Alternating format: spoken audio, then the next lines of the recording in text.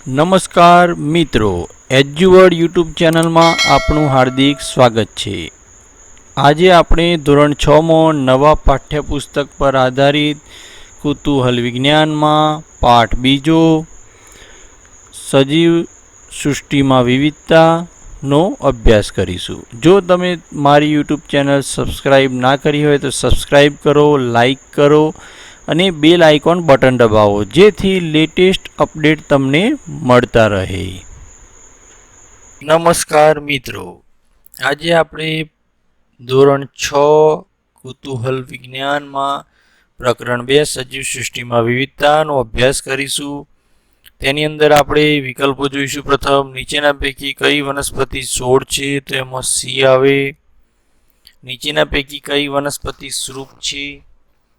તો શ્રુપ કયું છે? તો જાસૂદ એ શ્રુપ છે, તો એમાં સી આવે। આગળ, નીચેના પૈકી કઈ વનસ્પતિ વૃક્ષ છે? તો આમાં ડી વિકલ્પ આંબો વૃક્ષ છે। નીચેના પૈકી કઈ વનસ્પતિ વેલા સ્વરૂપે જોવા મળે છે? તો વટાણાના વેલા આવે, તો એ વિકલ્પ આવે। કઈ વનસ્પતિના પર્ણોમાં જાળીદાર શિરાવિન્યાસ હોય છે? તો આપણે અહીં જોઈએ, આંબાના પર્ણોમાં જાળીદાર શિરાવિન્યાસ હોય। કઈ વનસ્પતિના પર્ણોમાં સમાંતર શિરાવિન્યાસ હોય? આમાં વિકલ્પ બી, કેળના પર્ણોમાં સમાંતર શિરાવિન્યાસ હોય।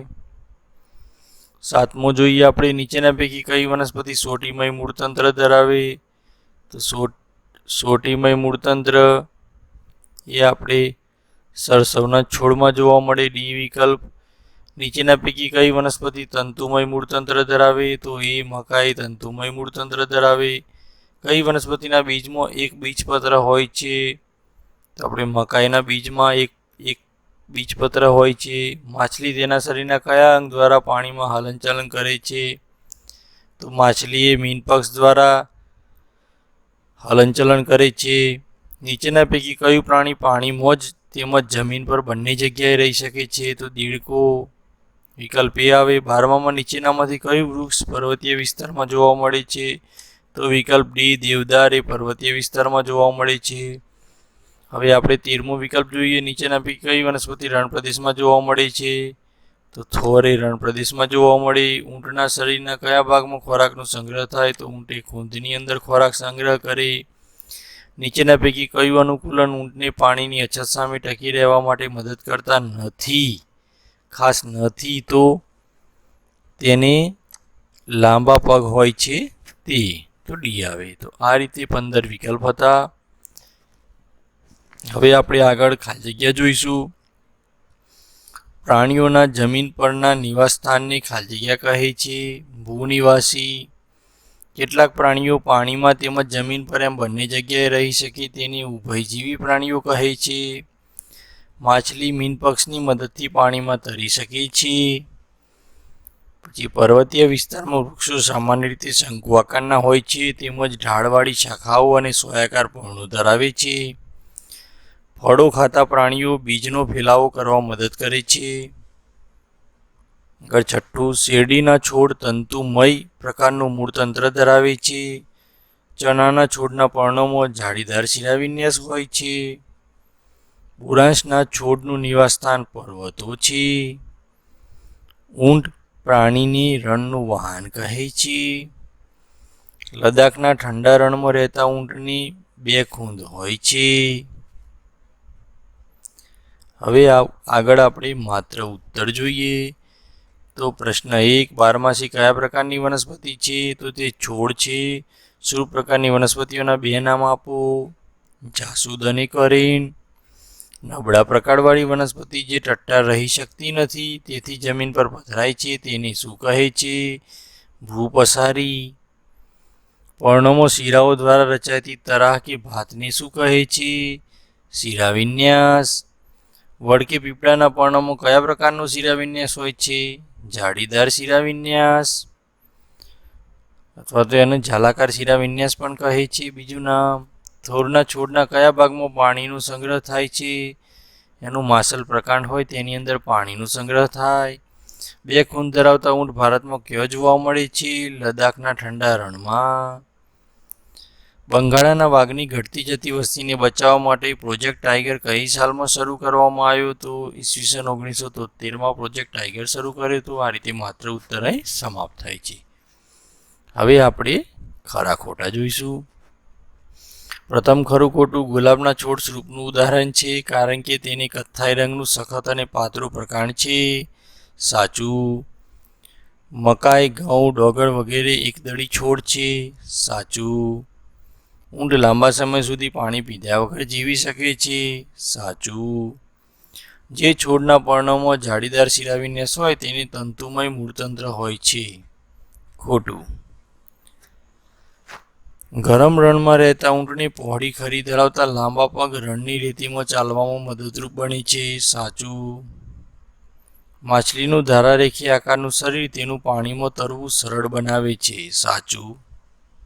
આ રીતે આપણે ખરા ખોટો અહીં બે બાકી રહ્યા. હવે ઊંચાઈની બાબતમાં સ્વરૂપ એ છોડ અને વૃક્ષની વચ્ચેની કક્ષાની વનસ્પતિ છે. સાચું.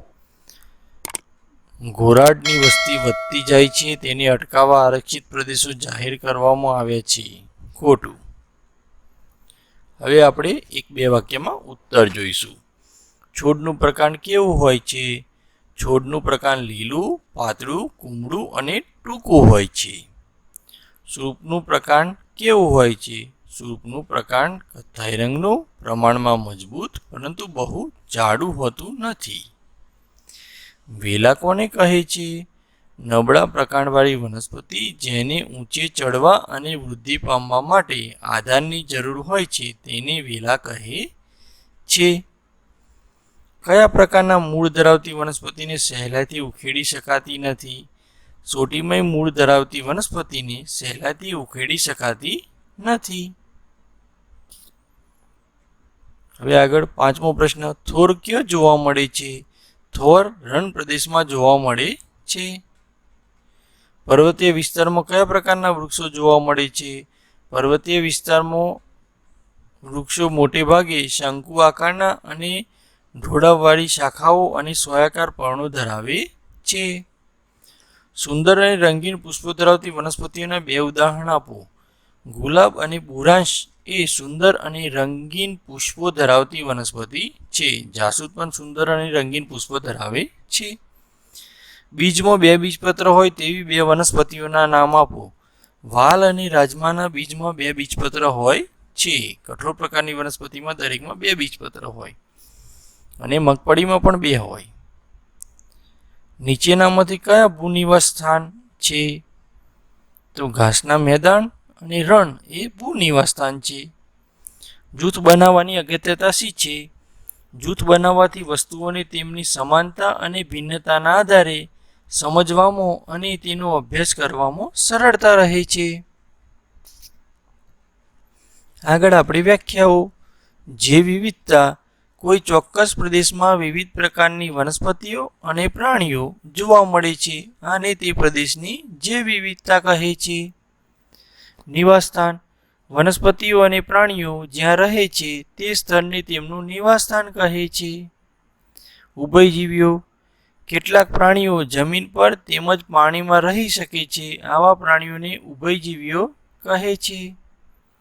અનુકૂલન વિશિષ્ટ લક્ષણો કે જે વનસ્પતિઓ અને પ્રાણીઓને ચોક્કસ પ્રદેશમાં ટકી રહેવા માટે સક્ષમ બનાવે છે તેને અનુકૂલન કહે છે. આગળ નીચેના પ્રશ્નમાં ટૂંકમાં ઉત્તર લખો. એમાં પહેલું સ્વરૂપ એટલે શું તેના 6 ઉદાહરણ આપો. કથ્થાઈ રંગનું, મજબૂત અને બહુ જાડું નહીં તેવું પ્રકાંડ ધરાવતી અને જમીનની નજીકથી ડાળીઓ અને શાખાઓ શરૂ થતી હોય તેવી વનસ્પતિને સ્વરૂપ કહે છે. ઉદાહરણ ગુલાબ, મોગરો, જાસૂદ, મહેંદી, કરેણ, લીંબુડી વગેરે. બીજો પ્રશ્ન, જાળીદાર શિરાવિન્યાસ એટલે શું? પર્ણોમાં જાળીદાર શિરાવિન્યાસ ધરાવતી વનસ્પતિઓના 6 ઉદાહરણ આપો. પર્ણોમાં મોટી મધ્યમ શિરાની બંને બાજુએ જાળીદાર તરાહ જોવા મળે છે. આ તરાહને જાળીદાર શિરાવિન્યાસ કહે છે. પર્ણોમાં જાળીદાર શિરાવિન્યાસ ધરાવતી વનસ્પતિઓના ઉદાહરણ ચણા, તુવેર, મગ, વાલ, વટાણા, આમલી વગેરે. આગળ ત્રીજો પ્રશ્ન, સમાંતર શિરાવિન્યાસ એટલે શું? પર્ણોમાં સમાંતર શિરાવિન્યાસ ધરાવતી વનસ્પતિઓના 6 ઉદાહરણ આપો. પર્ણોમાં બધી શિરાઓ એકબીજા સાથે સમાંતર હોય તો આ તરાહને સમાંતર શિરાવિન્યાસ કહે છે. પર્ણોમાં સમાંતર શિરાવિન્યાસ ધરાવતી વનસ્પતિઓના ઉદાહરણ ઘાસ, કેળ, શેરડી, વાંસ, ઘઉં, મકાઈ વગેરે. આગળ ચોથો પ્રશ્ન, સોટીમય મૂળ એટલે શું? સોટી મૂળ ધરાવતી વનસ્પતિઓના 6 ઉદાહરણ આપો. વનસ્પતિની એક મુખ્ય મૂળ અને તેમાંથી આજુબાજુમાં ઉદ્ભવતા નાના ઘણા મૂળ હોય છે તો તેના મુખ્ય મૂળને સોટી મૂળ કહે છે. સોટી મૂળ ધરાવતી વનસ્પતિઓના ઉદાહરણ મગ, ચણા, તુવેર, આંબો, લીમડો, વડ વગેરે.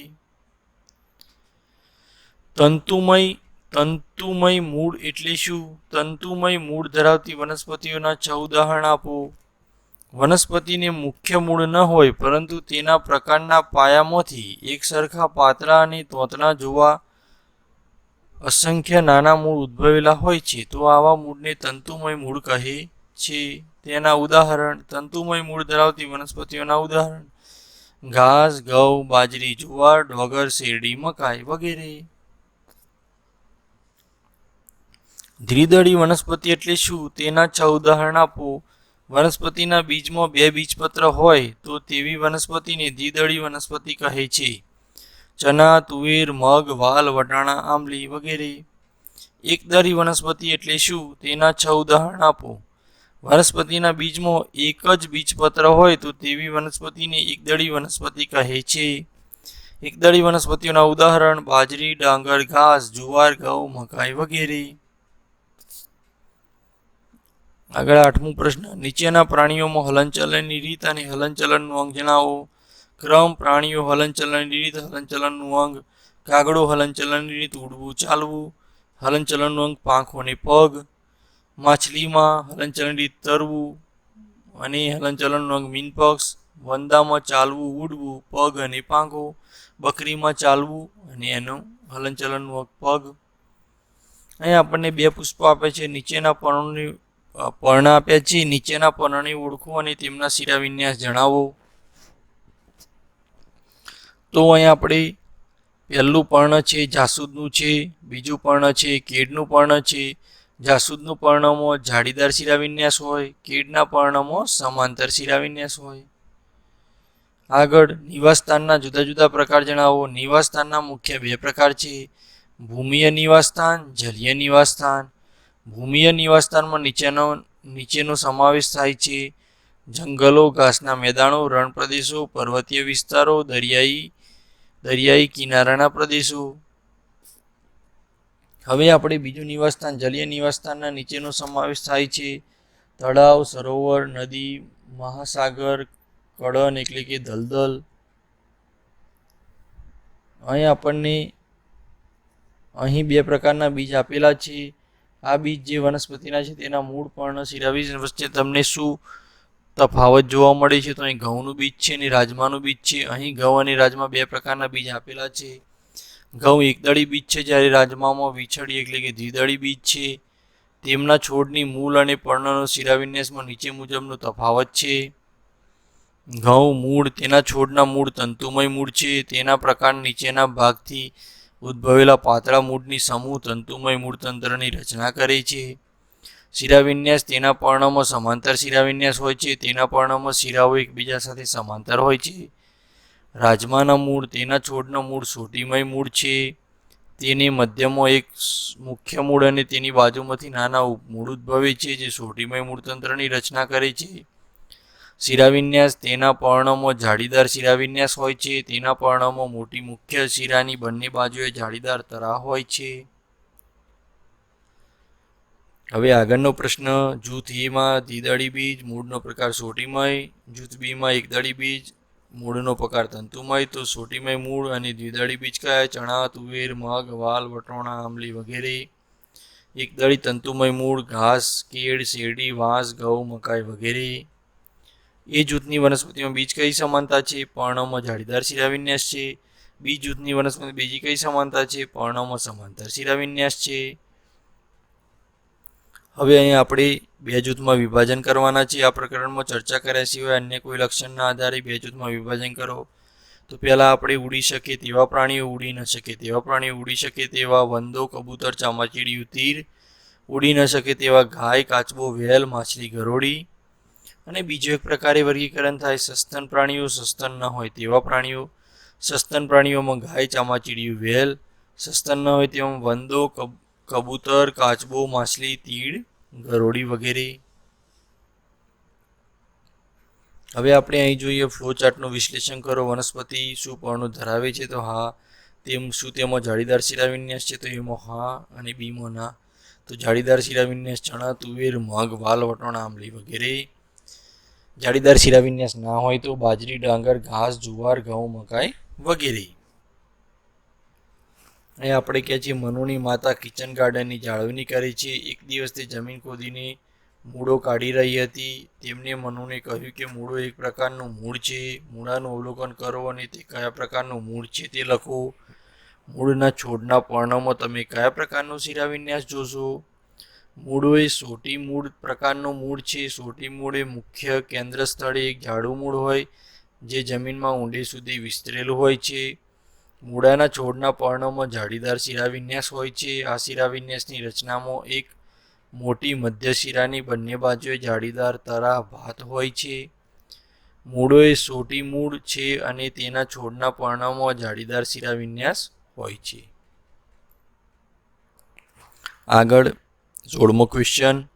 અહીં આપણને એ, બી અને સી. એ છે એ આપણને જળચર પ્રાણીઓ, બી છે એ આપણે ભૂચર નિવાસી પ્રાણીઓ અને સી છે જળચર અને ભૂચર બંને જગ્યાએ રહી શકે તેવા. તો એમાં ડોલ્ફિન અને વ્હેલ. બીમાં ઘોડો, ઘેટા, ખિસકોલી, અળસિયું અને કબૂતર. અને સીમાં દેડકો, મગર અને કાચબો એ બંને જગ્યાએ રહી શકે. આગળ આપણે જોઈએ તો નીચે આપેલ બતકની આકૃતિમાં નિર્દેશિત ભાગોનું અવલોકન કરો. અન્ય પક્ષીઓની તુલના બતકના પગમાં અને તેનો કયો તફાવત જોવા મળે છે? આ ભાગનો ઉપયોગ કરી બતક કઈ પ્રવૃત્તિ કરી શકે? તો બતકના પગમાં જુઓ. બતકને ત્વચાથી જોડાયેલા પહોળા પંજાવાળા પગ હોય છે, જ્યારે અન્ય પક્ષીની ત્વચાથી જોડાયેલા પહોળા પંજાવાળા પગ હોતા નથી. કબૂતરની પગમાં અલગ અંગૂઠા હોય છે. બતક ત્વચાથી જોડાયેલા પહોળા પંજા પગ વડે નીચેની પ્રવૃત્તિ કરી શકે છે. બતક તેના ત્વચાથી જોડાયેલા પંજાવાળા પગ વડે પાણીમાં અસરકારક રીતે હલેસા મારી શકે છે. આથી તે પાણીમાં સરળતાથી તરી શકે છે અને હલનચલન કરી શકે છે. આવી રચના ધરાવતા પગ એ બતકને પાણીમાં તરવા માટેનું ખાસ અનુકૂલન છે. આગળ 8મું આપણે કારણો જોઈશું. ઊંટને રણનું વાહન કહે છે. ઊંટને રણનું વાહન કહે છે કારણ કે તે ગરમ પ્રદેશમાં સહેલાઈથી જીવન ટકાવી શકે તે માટેના નીચેના અનુકૂલનો ધરાવે છે. ઊંટને લાંબા પગ હોય છે જે પોતાના શરીરને રણની ગરમ રેતીથી દૂર રાખે છે. તેના પગના તળિયે નરમ અને પહોળી ગાદી જેવી ખરી હોય છે જેથી તેના પગ રણની રેતીમાં ખૂંપી જતા નથી. પરિણામે તે રણની રેતીમાં સરળતાથી ચાલી શકે છે. તે લાંબા સમય અલ્પ માત્રામાં મૂત્રનો ત્યાગ કરે છે. તેનો મળ સૂકો હોય છે અને તેને પરસેવો થતો નથી. આમ તેના શરીરમાંથી ઓછા પાણીનો ત્યાગ થાય છે. વળી તેની ખૂંદમાં ચરબીનો સંગ્રહ થયેલો હોય છે. તેને ખોરાક પ્રાપ્ત ન હોય તેવા સંજોગોમાં ખૂંદમાંથી ચરબીનો ઉપયોગ થઈ શકે છે. આને લીધે તે લાંબા સમય સુધી પાણી અને ખોરાક વગર ચલાવી શકે છે. બીજું કારણ, થોર ગરમ રણમાં જીવન ટકાવી રાખવા અનુકૂલિત થયેલ છે. તો થોર ગરમ રણમાં જીવન ટકાવી રાખવા નીચેના અનુકૂલનો ધરાવે છે. થોરના મૂળ જમીનમાં ખૂબ ઊંડે સુધી જાય છે અને પાણીનું શોષણ કરે છે. તેના પર્ણો નાના અને ઓછા હોય છે. પાણીની અછતના સમયે પર્ણોનું કંટકમાં રૂપાંતર થાય છે, જેથી બાષ્પોત્સર્જન દ્વારા ઓછું પાણી ગુમાવાય છે. તેનું માસલ પ્રકાંડ પાણીનો સંગ્રહ કરે છે અને ગરમ પરિસ્થિતિમાં ટકાવી રાખવામાં મદદ કરે છે. જાડું લીલું પ્રકાંડ તેની શાખાઓ પ્રકાશ સંશ્લેષણની ક્રિયા કરી ખોરાક બનાવે છે. આગળ આપણે તફાવત. છોડ અને સ્વરૂપ. તે ઊંચાઈમાં નીચો હોય છે. તેનું પ્રકાંડ કુમળું, પાતળું અને લીલું હોય છે. તે છોડ કરતાં ઊંચો હોય છે. તેનું પ્રકાંડ સખત, સાધારણ જાડું અને કથ્થાઈ રંગનું કાષ્ટીય હોય છે. છોડના ઉદાહરણ ટામેટી છોડ પ્રકારની વનસ્પતિ છે. સૃપ જાસૂદ સૃપ પ્રકારની વનસ્પતિ છે. હવે જાળીદાર શિરાવિન્યાસ, સમાંતર શિરાવિન્યાસ. પર્ણમાં મોટી શિરાની બંને બાજુએ જાળીદાર તરાહ જોવા મળે છે. પર્ણોમાં શિરાઓ એકબીજા સાથે સમાંતર હોય છે. દ્વિદળી વનસ્પતિના પર્ણોમાં આ પ્રકારના શિરાવિન્યાસ જોવા મળે છે. એકદળી વનસ્પતિ પર્ણોમાં આ પ્રકારના શિરાવિન્યાસ જોવા મળે છે. આ પ્રકારના શિરાવિન્યાસ ધરાવતા પર્ણને કાપતો આડું અવળું કપાય છે, જ્યારે આ પ્રકારના શિરાવિન્યાસ ધરાવતા પર્ણને કાપતો સીધી રેખામાં કપાય છે.